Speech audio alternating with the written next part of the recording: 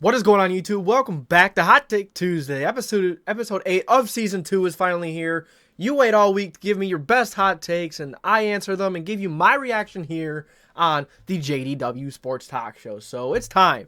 It's time. Every Tuesday, go on Discord. I ask you guys for the best hot takes, and I will feature the best hot takes in my premiere, which happens every night, 9:15 p.m. Eastern. This one's coming out a little later, but point is, you guys get your hot takes in. You get a chance to get a shout out. You get a chance to be featured on the JDW Sports Talk Show. Don't miss your chance. Join the Discord, or when I ask on YouTube, answer and give me a hot take there as well. So, first hot take we have here is from the Horseshoe.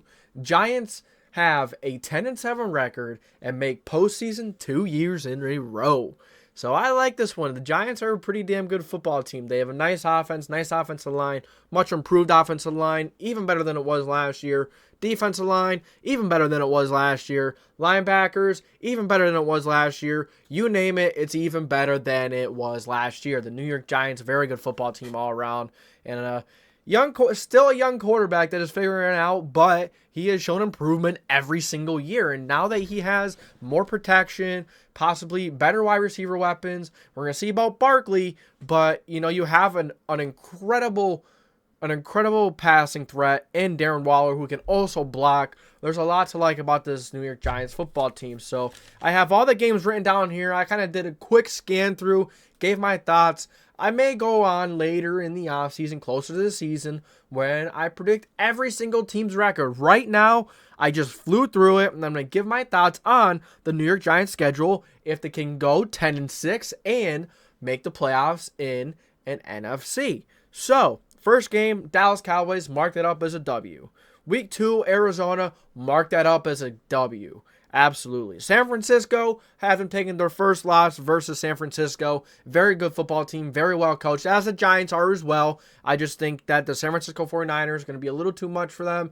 I think Brock Purdy, actually whoever the quarterback is, they're going to be fine. I'm just taking San Fran on that one. Seattle, I'm taking the Giants over Seattle. The Giants are kind of like just the better version of Seattle, in my opinion. Maybe except for the wide receivers. Other than that, basically a better version of Seattle, if you ask me. You have Miami. I'm going to take them. I have them taking an L versus the Dolphins. The next 2 games are W's against the Buffalo Bills and the Washington football team. I actually have them sweeping the Washington football team. I think the Washington football team is a better team than people may think, but the Washington football team is a pretty damn good football team. Just not enough to beat the Giants. Then you have, of course, I had them beating Buffalo. Brian Dable coming back, and he's going to take it. There's going to be no revenge. Brian Dable just going to come to Buffalo, or if it's in New York, whatever. Brian Dable going to be too much, and Daniel Jones going to be too much. I think that New York Giants secondary group, the cornerbacks and the defensive line, going to frustrate Josh Allen. Once Josh Allen gets frustrated, he's stuck. He doesn't get out of it. That's the thing. You frustrate Josh Allen early, you win the game. Or, you get close, or you have a good chance to win the game, because once he's off, once he's mad, he seems to struggle the rest of the game. It just seems he has a hard time bouncing back mentally once he is ticked off. Then you have the New York Jets. I haven't taken a loss in New York Jets, and I think the Jets are going to be a force to be reckoned with Aaron Rodgers. You have the Las Vegas Raiders. I have them beating the Raiders.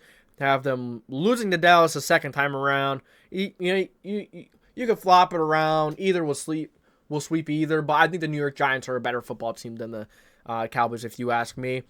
I have them beating Washington again, as I talked about the sweep. You have the New England Patriots. I have them losing to the Patriots. This may be one of those games where, how'd you lose to them? But the Patriots are an all right football team. They have some nice pieces here and there. Mac Jones is a big question, in my opinion. They have some nice receivers. They drafted a receiver. I don't remember who, but they did draft a receiver. They drafted a few guys that are pretty good. Really like where New England is going. And, even though I'm not a huge Mac Jones fan, I think he's all right, and he gets the job done. They did pick up a few nice pieces. I just say that's one of those games where, you'd think, maybe the Giants should have won, but they didn't. Then you have them playing the Green Bay Packers, Jordan Love, Sean Clifford, either one. I think it's still a win. New Orleans Saints. I think they beat the Saints. They do have good receivers. It depends if Michael Thomas is going to play or not. We don't know when he's going to play or not. He's injured every season. Great player, just injured all the time. But I think the Giants have a good enough secondary to slow that Saints receiving core down. Then they got good defensive line, pressure Carr a little bit, make Carr throw a turnover or two, and then just suffocate that clock, drain that clock versus them, and ultimately take the win versus the New Orleans Saints. Philadelphia Eagles, I have them taking the loss in the first matchup. The Rams, I have them taking a win there. And then in the season finale, the time is to be declared, probably for the division win. I have them beating the Philadelphia Eagles. Now, I said division win. Maybe if the Giants do win some more of these games, which the Giants are a very good football team. Very good. I have them 11-6 right here. I don't think this is too much of a hot take. I think it's warm. I think the Giants do go 10-7. They do have the third hardest schedule, and going through the schedule, you're like, damn, they got a hard schedule. But you know what? Teams that go through hard schedules usually play better in the playoffs because they're used to it. They're not used to cakewalking teams. They got to earn every single win. When you have to go through a season like that, the playoffs are no different. Playoffs are no different. Well, then you have, I'm going to go cool. I think it's likely. I think I said warm, but I think it's cool. I think it's likely that the Giants go 10-7. Any more than that, maybe it is hot, but I do think the New York Giants are going to be an incredible football team next year. So, Saquon Barkley, not really. I think they're going to be a good football team, so I'm going cool. But I think Barkley will play. I know some stuff is going back and forth with him right now, but not showing up. I think he'll play. Number 2, Silver Sabs. It's the next hot take we have here on the list. His hot take is the Chiefs lose in their first match of the playoffs. So, I was going to put piping hot down for this one. I put hot down. Only reason being is because of how much competition is in the AFC, and it's going to be very difficult for any team to make it to the conference championship. That AFC is loaded. You have the Jets. The Jets are going to be very good next year. Buffalo. The Dolphins are going to be very good next year. The entire AFC North is going to be incredible. The Steelers are going to be pretty damn good. I think the worst team in that division. But honestly, every other team is, the 3 other teams are just incredible. I think the Steelers are very good as well. This could be a division in which, if the AFC wasn't like loaded, I could see them just taking it. And the AFC is very top heavy. You have the Jets, Buffalo, Browns are going to be up there. Bengals with Joe Burrow. Maybe the Chargers make that jump with Justin Herbert. I don't think so. I don't think they did enough still. But no one from the AFC South really. Jags aren't really that intimidating until we see what they really do in the season. Although they did look very good last year. They made a nice little playoff run and such. So it's just, I just don't think they're enough to give the Chiefs that much of a worry. But if there is a team in there I'd have to take to beat the Chiefs, maybe a bit controversial, I'm going to say the Cleveland Browns. The Cleveland Browns are such a damn good football team. They have a good offensive line, great offensive line, nice weapons. If Deshaun Watson returns to form prior to all these legal issues, the Browns can be the best team in the AFC. I'm saying it. You're hearing it here first. They'd be better than the Bengals, Bills, Chiefs, Jets. They will be better than everyone if Deshaun Watson returns to form. The Jets are going to be pretty damn good too. It may be weird. It may be one of those seasons where you see the Jets and the Browns being atop of their conference, their divisions.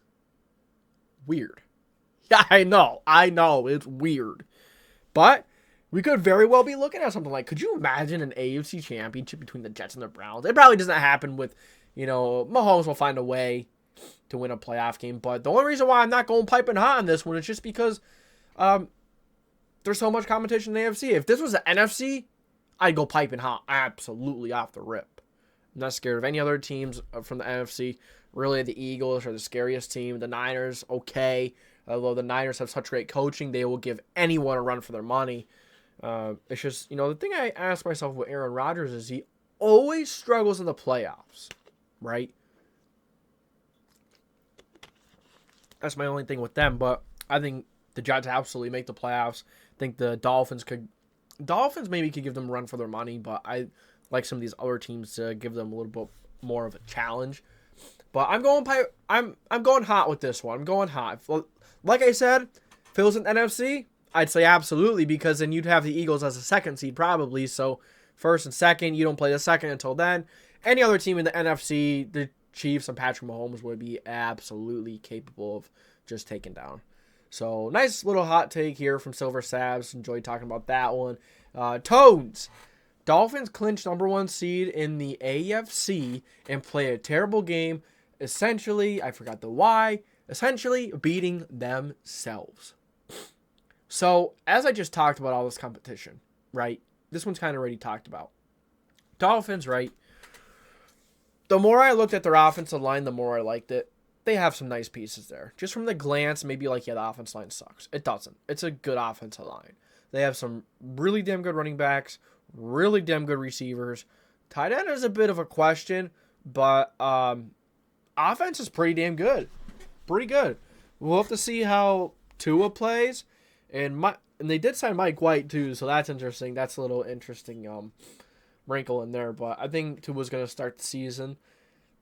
Is he going to be healthy all season? I hope so. If he takes another concussion, he should not be able to play football again. Honestly, that's my opinion. You got to realize that you retire from football at a very young age. Whether he's a quarterback, granted, he'd play longer, but with the injury he already has, maybe 34, 35, if that.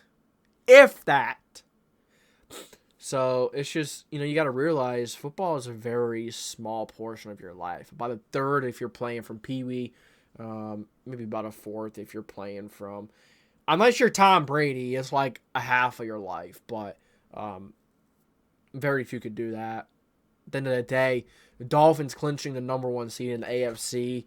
That right there, I'm going to stop you and say you are piping hot. Just because of the competition and the rest of the AFC. You have Buffalo. You have the Jets. You have the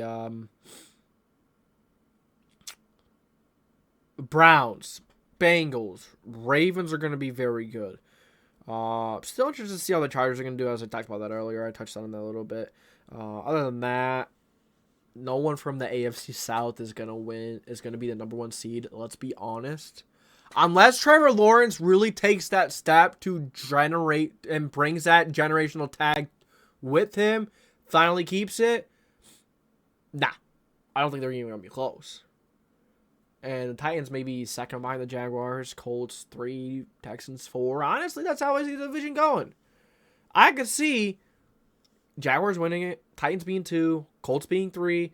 I think you could interchange the Titans and the Colts, but the Jaguars are probably going to win it. Maybe you could interchange the Colts being 2 or 3, but then maybe you could interchange the Titans and Jaguars being 1 and 2. Kind of weird. I think the Texans are going to be last. They have some pretty damn good players. So if the Texans do finish 3rd, Colts finish 4th, it wouldn't absolutely shock me. It wouldn't be to the point where like, yeah, wow, that wasn't expected. It's the Colts probably aren't going to be good. Let's be honest. Now, they have talent. Like I've said, they have talent. They have talent. But we've said it the last 2 years. Didn't translate. Just didn't. Now, with Carson Wentz here, we look pretty damn good through the last 2 games. And it doesn't matter if you don't make the playoffs. We were, 9-8? You weren't really that good. You lost to two interim head coaches to miss the playoffs. Yeah, you have problems. Last year, you had major problems. There are problems. The defensive back room, extremely raw. Very raw. So, Colts, they finished last, wouldn't surprise me. Maybe if they have a top 5 pick again, wouldn't surprise me. I just have to see what this team is on the field before I get so hyped up and be like, yeah, damn, that team is here to play. Nah, I need to see it first before I start giving them the benefit of the doubt. I'm done giving them the benefit. I'm done giving any team the benefit. Well, mainly the Colts the benefit of the doubt. I'm done with that. I need to see it before I believe it. So, I'm going piping hot in that one. But if they do, I think it's very likely they do beat themselves by making all those stupid little mistakes. Okay. Last hot take of the evening is from Rodent Kill Rats. Like the name. Colts upset Ravens in week 3. I don't know what just happened. Colts upset Ravens in week 3. So as I was just talking about the Colts, they're a pretty bad football team. And, you know, they have talent. Like I said, they have talent. Haven't seen it on the field. Haven't seen it translated. Not giving them the benefit of the doubt. I'm not giving them anything. No, they need to earn it. Just like every other team in my mind. They need to earn it. But the Colts beating the Ravens week 3. So the only way I see this happening is it's one of those early games in the year where you're like, what the fudge just happened? Because I think the Ravens are going to be a phenomenal football team next year. They're going to be very good. Lamar and OBJ, that's going to be a deadly duo. Dynamic duo. I like deadly duo more, though, honestly. What do you like more? Deadly duo or dynamic duo? I like deadly duo. I just think it gives a little more of a scare vibe to it rather than just say, wow, they're good. You'd rather your opponent say, damn, I don't want that happening, than wow, they're good. Right? I mean, that's whatever. But Colts upset Ravens week 3. Hot. I'm only not going piping hot because it's the beginning of the season. And weird things happen. Teams may not, they don't have film on this Colts offense with Anthony Richardson. It may look really weird. They may be very bad passing the ball, running the ball. They're going to be very good at it. It's going to take a bit of film for other teams to be like, all right, we got to do this. All right, we got to do that. It'll probably take 2 or 3 weeks, honestly. My opinion. But I'm going hot because of those 2 things. Of teams maybe not having enough film yet. Although, the Ravens practice against Lamar Jackson every single day. So that's kind of just like warming them up. Kind of just like, okay, same thing with Anthony Richardson, whatever. Except he can't throw as well yet. And he can't process as well as yet. So that's an advantage for the Ravens. Honestly, that's a good advantage for the Ravens. That's actually an incredible advantage because that's kind of where the NFL is going towards.